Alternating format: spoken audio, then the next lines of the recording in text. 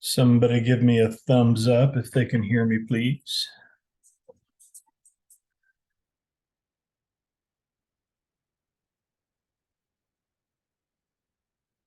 Microphone check, check, check, check, check. There we go. Can somebody tell me if they can hear me, please?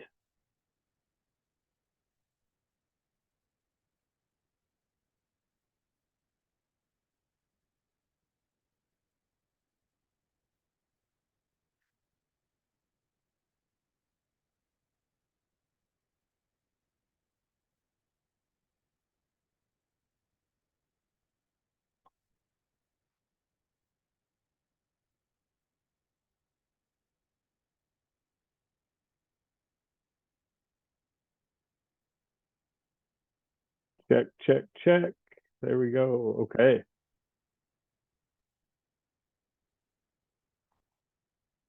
I think I've got it all. I see the top of your head, Bree.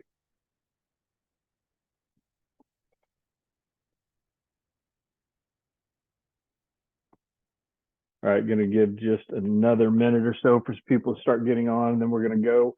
I don't want this to really take any more than about a half an hour. So as we go, write like crazy. And really the whole point of this, we'll do some Q&A with whatever time we've got left, but there's always more questions that come to you after we're done with it all. And so we'll want to make sure that we just try to get you in a position to where you can think of as much as possible later on, and then just ask me at any given point, really, during lessons or something like that. Or if you just want to send an email or have a phone call or something, if I can help. First, the disclaimer.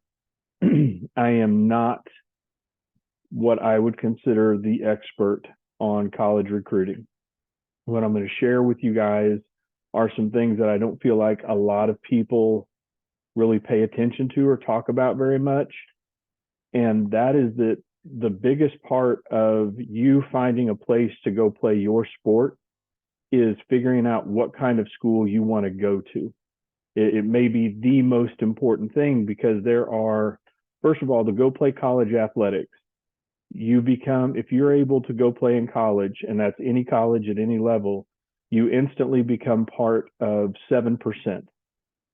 That is 7% of college or of high school level athletes. That's how many end up going on to play in college, 7%. And so that's pretty incredible overall. Just for the sake of being able to go play already puts you in an elite level, and something that you'll have an experience that more than 93% of the population will ever have for the rest of their lives. And you can build on that. A big part of that, though, is understanding where you want to go and why, what kind of school you want to go to, because there are still a lot of people who get that offer to a school that they've worked really hard for. Then they go to that school and they end up leaving it the next year because they're too far away from home, or it's too big of a demand on them, or something else didn't work for them. And then they ended up having to go find someplace else, either closer to home or that was a better fit or something like that. The whole transfer portal began that way because people wanted to go. So they realized they didn't want to be at the place that they had showed up for. So it's important for that aspect of it as well, to make sure that you know the kind of place you want to be. And that's what I want to get started with. So let's go ahead and do that. I'll hit some of the things that are on the slides, but just pay attention as we go through as best you can, because I don't want to spend all the time just on what's here already. But it should be fairly obvious that you're entering an important season of your life. Just right now, with the people that I can see that are on here currently, we've got everybody from 8th graders to juniors. And it's really important for us to start paying attention at all of those levels. 8th graders, it used to be that you could actually verbally commit to a college when you were in the 8th grade. Walton down at Florida, he was crazy enough to verbally commit 6th graders before a lot of the coaches, myself included, started really lobbying and working to get the legislation in place to where you could be protected up until your junior year. and not be put under the kind of pressure to make a decision that's that big before you're really in a position to even know if you want to do it or not. I'm gonna take those glasses off. I feel like my head's shining. It's probably enough glare for any Zoom call, so my glasses don't need to add to it. But now, regardless of where you're at, 8th grade, freshman, sophomore, junior, you've got to really start thinking the tough questions. You want to, if you feel like you're behind, that's okay. There's nothing wrong with that. But there are some places to get to where you can stay ahead and be prepared as the journey goes. So we're going to try to get through all of this. And like I said, we can come back and go to a lot of other things one-on-one if we need to. But these are some of the base things that I was getting a lot of questions on, and I wanted everybody to have the chance to really walk through them. So things we need to consider. First of all, what kind of college do I want to attend? Okay. Really more importantly than that, the first question, why do I want to attend college? Okay. If your only reason for attending college is to play ball, you've really got to rethink that a little bit, because you're not just going to show up. If you're the best player on the planet, that won't help you if you can't make it through college on the academic side, on the social, political side of it. You've really got to understand, why do you want to go to college to begin with? Then what type of school do you want to attend? Okay, and we'll go through some details on that, help you through it. What role in the college experience do you want softball to play? You might want to go high academic, and if that's the case, then sometimes softball can be that thing that gets you into a school that is otherwise incredibly difficult to get into. And I've got to walk through that journey before. And then, do your abilities and your work habits match with whatever that goal is for you, the type of school, the type of program, and all the reasons behind it. So why do I want to attend college? Here are some of the things to work through. And if you guys want, I could even maybe make something or make this presentation available to you so you don't have to write all of it like crazy. And I'm also recording it, so you'll have it for that too. Is there a particular profession you want to pursue? Okay, is there something that has got a hold of your heart and you really want to go after it? That could help guide your reason for attending college. If you haven't gotten to that, do you have a favorite subject or type of subject that you really enjoy being a part of? Are you a math nut? Are you somebody that enjoys languages? Do you enjoy working with people? What is it that you enjoy doing? And then what could possibly that lead to in terms of professions? There's all kinds of resources out there for that. And is it just to play softball? If you just want to go play softball, that's no problem, but that's going to really dictate the kind of school you can go to, depending on the amount of focus you're willing to put into your academics. Your why for attending must be bigger than the obstacles you'll face. I've gotten to work with a lot of high-level executives whenever I was in the business world, and that was something that I found common in everybody that's made it big, is that no matter what the area was, is that the reason they wanted to do something was bigger than the obstacles that they would run up against. Okay, because if the obstacles are bigger than your want to, you'll give up. You'll back off before you have the chance to really plow through. And then there's more to being a student athlete than the sport. There's student athlete. Okay, the student part comes first. Very important to pay attention to that. And you don't need all of the answers now, but you need to point yourself in a direction. You need to be able to understand, I'm moving toward this type of thing. I'm moving toward this kind of goal. And as we get into really more the type of school you want to attend, that might even determine a lot of it, because there are a lot of majors in colleges that are very common. And you can find a lot of different types of schools, a lot of different locations to help you get there.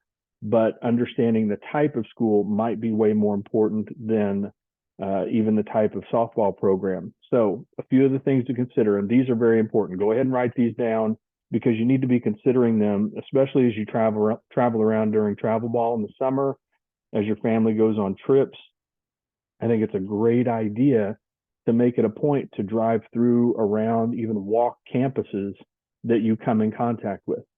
You're here in the Springfield area. If you've not been on the campus of Missouri State, Drury, and Evangel, you've missed out. You need to go do that right away. Then you have schools like Missouri Southern just down the road. You've got Crowder Junior College over in Neosho. You've got a lot of different places that actually have softball programs, and they're different types of schools. So wherever you go, it's good to take a look at that. And then it's also very important to be very real with yourself about how far away from home you're willing to be. You know, there are of the class of 22 and 23 girls that I've had the most experience coaching with that have made the college decision. There are a lot of them that could have played at quote unquote bigger schools, more competitive schools further away, but they were not willing to get further away from home than really the Springfield community or just outside of it. And so that was their limiting factor. And there's nothing wrong with that. I'm super proud of them for being able to make a hard decision like that, because they knew it was more important for them to stay close to home than it was to go pursue something bigger. And you have to decide what's big for you, what's important for you. So again, what's the reason behind it? So the location, would you like to go on a big adventure in a major metro? Do you like the Hogwarts environment where it's just kind of out in the country and there's not much around it's a small town and there's not much there but the school? Something in between, medium-sized city. Is it, a UCLA environment where there's 100,000 students that come on and off of that campus? Or is it, say, a Drury, where it's just very small and niche and the whole community is just right there around it? It's in a very small place, or something in between, the enrollment size. Schools that are anywhere from, say, 2,400 to 3,000 students, max, a small school, to one that, your average state Division I school is 25,000 to 40,000 students. What is it that feels good to you? Is there a particular division that matters? And I'll say this about the division, meaning Division I, Division II, Division III, NAIA, junior college. Anytime that you talk to somebody that's won their conference or a national championship, regardless of what the division is, they've won a national championship. They've won their conference. You can go compete at a really high level regardless of the division. The difference in looking at division, though, Division I is what most people are familiar with. And really, they're more familiar with the Power Five, those in the SEC, the Big 12, the ACC, Big 10, the Pac-12 out on the West Coast. Those are the schools that have the Oklahomas and the Florida States, Alabamas, the UCLA, Stanfords, all of those. And so they think if I'm successful, that's the only place I can go play. But there are a lot of other decisions that go into that. How do you want that to work? Division I, if any of the coaches, even though they're not supposed to say this, they're typically very honest about it. Whenever they recruit you to a Power Five school, softball is your number one priority on that campus. That's what they want you doing. Sometimes there are some coaches that won't recruit people who are interested in certain majors because they know the level of work that it requires to be successful at that major, and they don't want it taking away from their softball program and the intention that they have in recruiting that athlete. So you have to pay attention to, okay, at Division I, what is that balance? And it's really not 50-50 for a competitive program.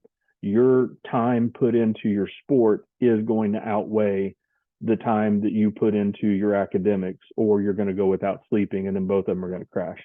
Division II, a little more balance between the two, but they're still primarily interested in softball at that level. Sometimes, depending on the school, the academics could be a little easier, but it doesn't change the fact that you're still putting the amount of time in that you are to your sport. Division III is specifically flipped. Division III, you are expected to put more time into your academics than you are into the athletics. Their practices are shorter. The D2's got some shorter practices in seasons too.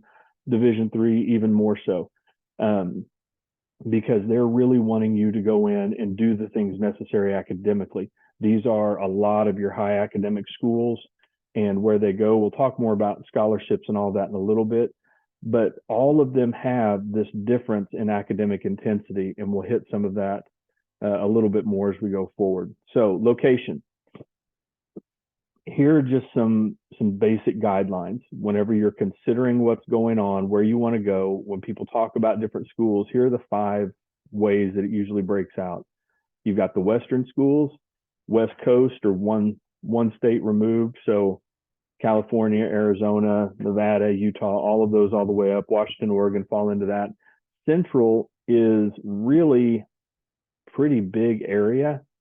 I've disagreed with this a lot of times, but this is just the way that the map lays out for them. These are the schools that are considered the Central, all the way over to Missouri, running all the way down to Texas. And then Midwest pushes us out east a little bit more. You bring in Kentucky, Illinois, some of those schools, Indiana, bringing that in. And then the South, very specific, Louisiana, Mississippi, Alabama, all the way over to the Carolinas and Florida. And then the East, everything else. Okay, point your needle toward the right and up, and that takes you east. It's everything along that eastern seaboard down to the Carolinas. Is there a specific spot that you'd love to be? Is there a place you definitely don't want to be? I know that, especially the class of 22, my own daughter included, when we were looking at it, they were looking at schools and just marking them off because of weather.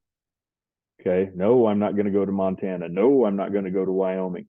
Okay, it was just things that they were considering. What's funny is I know some of them that went to places that are every bit as cold as those 2 states, but they figured out that the school they wanted to go to and the reason why was more important than the weather. But it's something to consider. Environment, urban. Okay, this is located inside a large city, a major city, Chicago, LA, someplace like that. Suburban, large city, but it's just outside of it. My kid is in a suburb of Philadelphia, is where she ended up going to play. And that suited her, ended up being perfect for her because she wanted a major metro, but she loved the small campus. It worked out really well. Small city, that's probably more like Springfield. That's a good one to gauge it by. Conway, Arkansas would be considered something around here that would be a small city. Now, full-on college towns, Athens, Georgia, Lawrence, Kansas, South Bend, Indiana, places like that the school is everything. And that's what everything revolves around. It's a very different environment than a lot of others. And then rural, very little there except for the school. Okay, I call it Hogwarts without the magic. It's just a little tiny place. It's got stuff built around it that services it, and there's really nothing else for a long ways past it. There are a lot of schools like that out there as well. Enrollment, less than 2,000, 2,000 to 15,000, 15,000 plus. When you get into that 15,000 plus category, it literally ranges from 15,001 to over 100,000 students, depending on the school. UCLA is pretty much its own major city, and it's just a crazy size. Michigan feels much smaller than that, but it's still, I don't know, around 26,000 students, I think, right now. You get the 2 to 15s, those are your Harvards, Dukes, places like that. And then you have some that are very specific type schools, but very good schools. And they've chosen to be considerably more selective about their enrollment. So those are some of the schools that might be a Division III or a Division I, but have, again, very selective admission requirements. Divisions. Okay, we hit a lot of this. I'm just going to touch on a couple of numbers for you. Division Is, these are the ones that everybody can rattle off when they're talking about big competitive programs. So Oklahoma, obviously a Division I. When you see the Women's College World Series, that's Division I. That's the top of the heap in terms of visibility. Whenever you're looking at the kind of athletes that play at that level, last year it was less than 0.8% of high school athletes will actually play at the Division I level. Okay, it's the most elite programs, it's even less than that. And that's not something to discourage you, but just to give you an idea of what's there and what's available. So there are 330 Division I member schools currently, 286 softball programs in that group. So there are 286 softball programs, and you can start doing the math out from there. What do their rosters look like? Who do they have? Where do they recruit from? 66% of those are public, 34% are private. Here's an interesting thing that people don't realize if they're looking at high academic is that the Ivy League and the Patriot League are both Division I conferences that do not offer athletic scholarships. We can talk more about that as we go forward, but they are structured to where if you can get into that school, one, your academics are going to have to be very high. And the majority of those schools, either in the Division I and especially in the Division III area, most of them have very large endowments, monies that are given to them, left to them, constantly contributed to them, to where they're able to give a lot of academic and need-based aid. I mean, it might cost, speaking from experience, it might cost $78,000 a year to go to that school. But once all of the aid and all of the scholarships that they're able to offer are in place, it might not cost you anything. It might cost, $2,000 to $5,000. That's, less than what it would cost to go to most public institutions. But all of those that are private like that, these two, especially in the D1 and in a lot of others as you go into D3, they don't actually offer athletic scholarships, but the sport and your ability to play that sport can get you in to that school where it won't always, where your chances of getting in otherwise without the sport to contribute to the school, you may not make the class. Okay. Does anybody have any questions on that or anything we've talked about so far?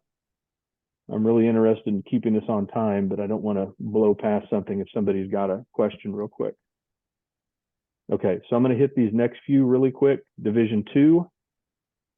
It's a bit more balance between the academics, as I said before. It's really giving you a chance to focus on the college. Did somebody say something? It's productive for other people. Hello?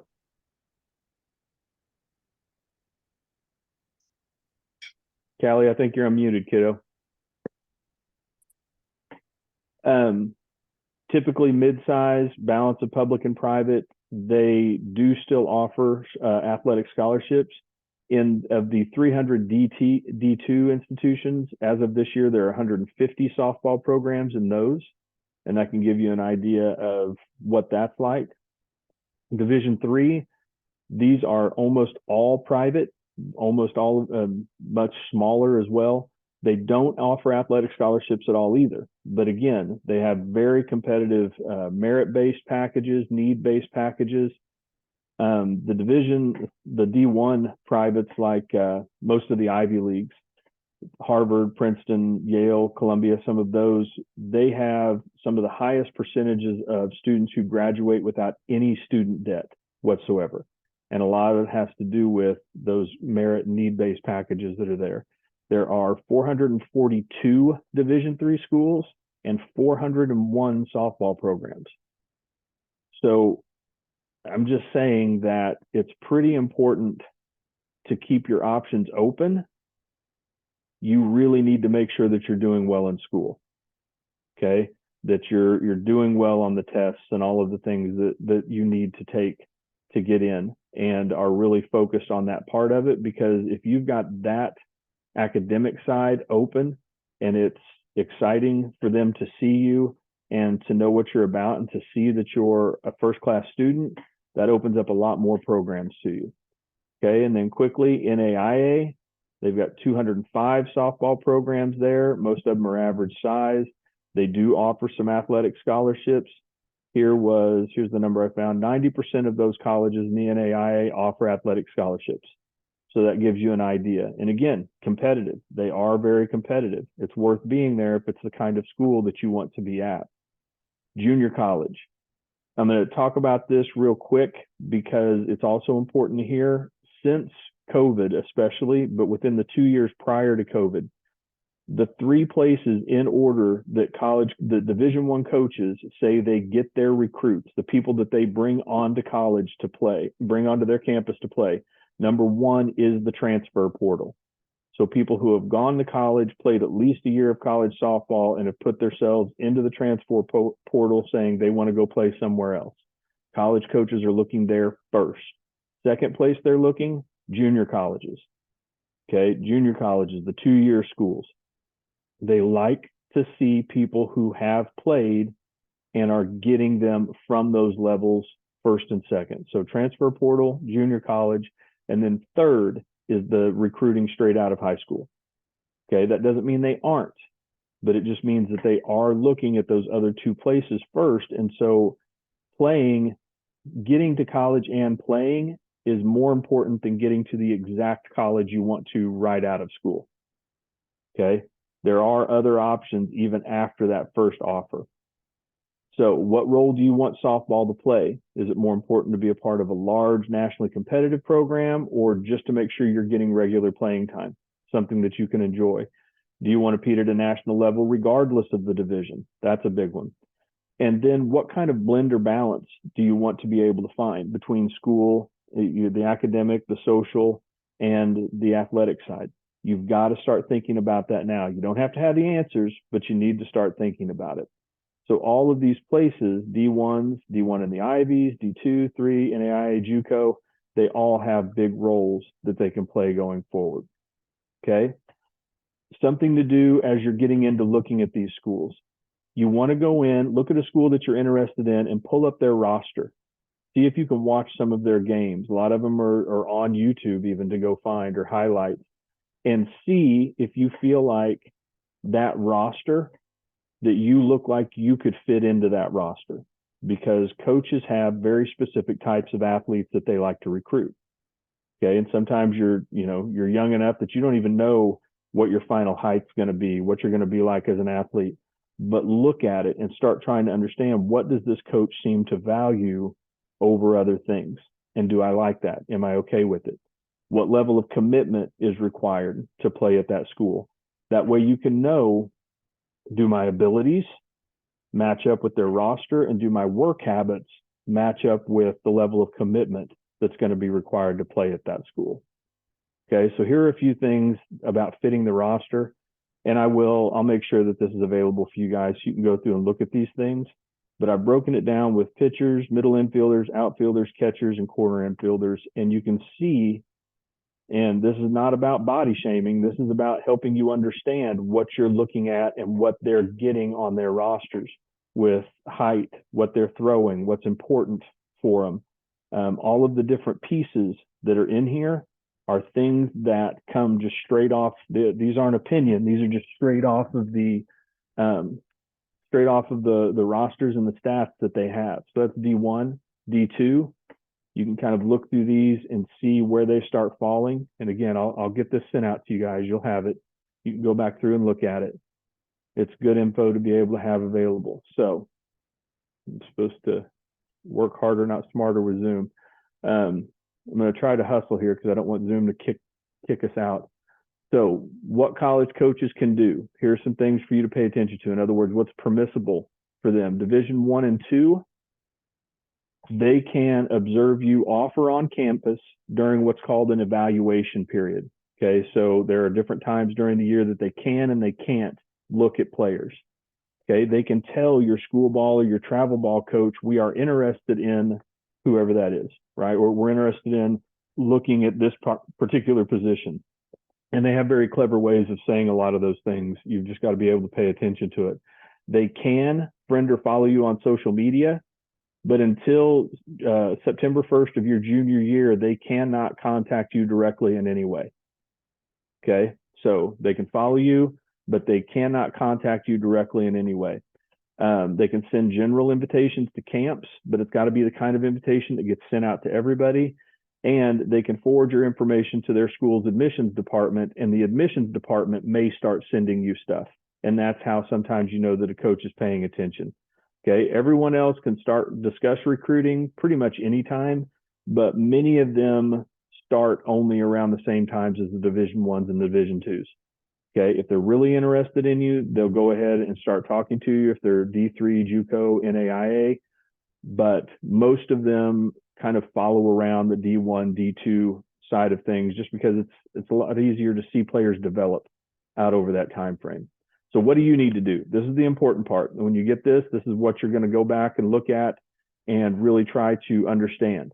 Contacts, okay? You've got to email, handwritten notes, go find and fill out their recruiting questionnaires on their website. Give them your schedules and updates, tournaments, camps, awards, honors, all of it. Sending them videos, all of the different things that you can come up with, and just do it knowing that it's going to feel like you're throwing stuff into a vacuum, because most of them will not, let alone will not be able to contact you back. You'll just have to know I'm doing the right thing. And this is why we turn it into a numbers game. Okay. You can develop an online profile. You don't have to buy one. There are plenty of places you can, and there's nothing wrong with that, but you don't have to. You can develop your own YouTube channel, and you can even upload documents and things like that onto there for them to be able to get it. You can send them that link so that they can go see you. And you're just going to keep working hard on all the facets of your game and your life. Okay. They're not just looking for athletes. They want somebody that fits their family. Okay. Somebody that fits their family. We all know from experience that our individual families can be very different. And we could have a friend that we really, really like, but they come over to the house and you're like, oh my gosh, they don't fit here at all. We can have different things and still be a part of, still enjoy other people, but you're going to be a very tight-knit family whenever you get to that college campus and on your team. And if you have a lot of drama, if you have a lot of things that you can see kind of get crossways with people, you need to decide, am I okay with being a part of that? And those are some of the things that you want to look for. What are their family ethics? What are their family values in terms of how they run their team? Okay, some things about drafting your emails. Oops. Which coach are you reaching out to? Okay, always make sure you get their name, email, and school right. I don't know how many times I've seen somebody create a template for their emails and they forget to change a coach's name, or they forget to change the school or the mascot or something, and it's so embarrassing. And as soon as it happens, the coach just scratches your name off in most cases, just because they want to know you're serious about them. Okay. And you look for different personal contacts, the different kinds of things. Decide how you want to put yourself out there. You know, are you super energetic? Are you always encouraging for your teammates? Are you the last one out of the gym, off the field, great with academics? What is your thing? And keep pushing that to them, and look for coaches who value the things that you're very good at, the things that you are as a person, so that you can really try to connect your personal brand with who they are. The academic fit, always very important. Do they have a great program for what you're looking at studying that you could talk to the coach about? All of those things are there to help you try to make a connection. And they're also there to help you kind of decide if this school is right or if it's not. And you can walk through all of that to get there. Just a side note on that, very few head coaches are in charge of the recruiting. Very few of them are the ones that they want the stuff sent to them specifically. So a great rule of thumb that I've picked up from a lot of college coaches at all levels, when you send an email, you can address it to one in particular, especially if they say, that they're the one in charge of recruiting on their website. But otherwise, you can just put it in there and you can send that email to everybody on the staff. Send it to all of them. Okay. The ones that are going to read it are the ones that are going to read it. The others can just discard it, but you're still working that game of trying to be top of mind awareness. I guess that was really it. More about the drafting of the email. So I don't apologize if that was super fast, because I'm going to give you the presentation, but I wanted to get you guys into hearing some of that information, because all of you need to be busy on this. A list of 20 schools if you've never put one together before, a list of 50 schools if you have started putting one together, all divisions, all types, and start looking at what kind of school you're actually interested in, and then start figuring out what the programs look like after that. The college experience of an athlete is different than anybody else's, but you don't want it to make it different bad. You want to make sure that you're someplace that you can enjoy as a student and as a person, not just as a softball player. Okay, how does it factor into your family? Moms, dads, I beg of you, please don't put guilt on your child about how far away they might be willing to go. Okay, make sure that we're looking at encouragement and what is best for them. It is uncomfortable to have your child an 18-hour drive away. I can tell you that right now, because that's how far mine is. But she's thriving there. That's what it's about. Where can you help them get that they can thrive, that they can find their true joy, their magnificence? How can they get to that spot, and how can we help them do that? How can we facilitate it, right? They'll make the best decisions if we're there with them helping facilitate it. But if we're putting pressure on them for our interests, it's going to make it a lot more difficult for them to make a good decision. And athletes, don't start rubbing it in your parents' face just because you think you're aggravated at them and you start talking about being away from home just so that you can poke the bear. Okay. Be serious about where it is you want to try to go. Think through it. Be honest with yourself, and just look at as many programs as you possibly can and see what's out there. Okay. Because really, this is the front end of a massive, massive adventure. And it's one that you're going to have for the rest of your life. So put the time in now to make sure that you're setting yourself up for the best decision possible. Okay. I think Zoom's only given me about two more minutes. Does anybody have a question or anything that I can maybe provide some better guidance on or something like that before we jump off of here?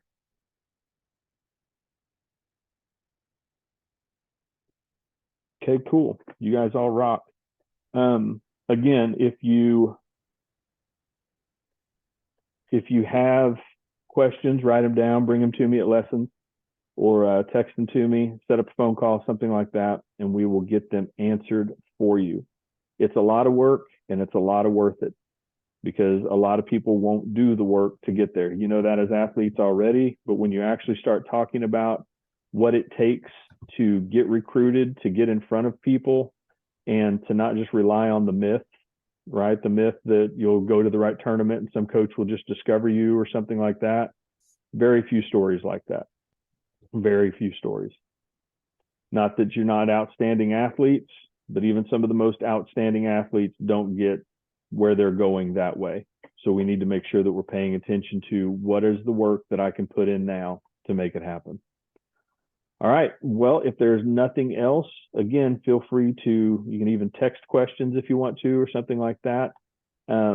I will make this, if you want this available, please, somebody just text me an email address that I can share it with you. It's just a Google Slides, and I will share it with everybody, and you can get a hold of it and go back through it. And that might be even more useful than the presentation itself was. So, PJ, yes.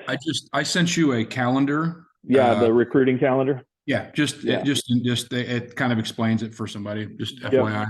They might just send that out with whatever. Just different. Yeah, I will throw that in there with it. That's this year's, right?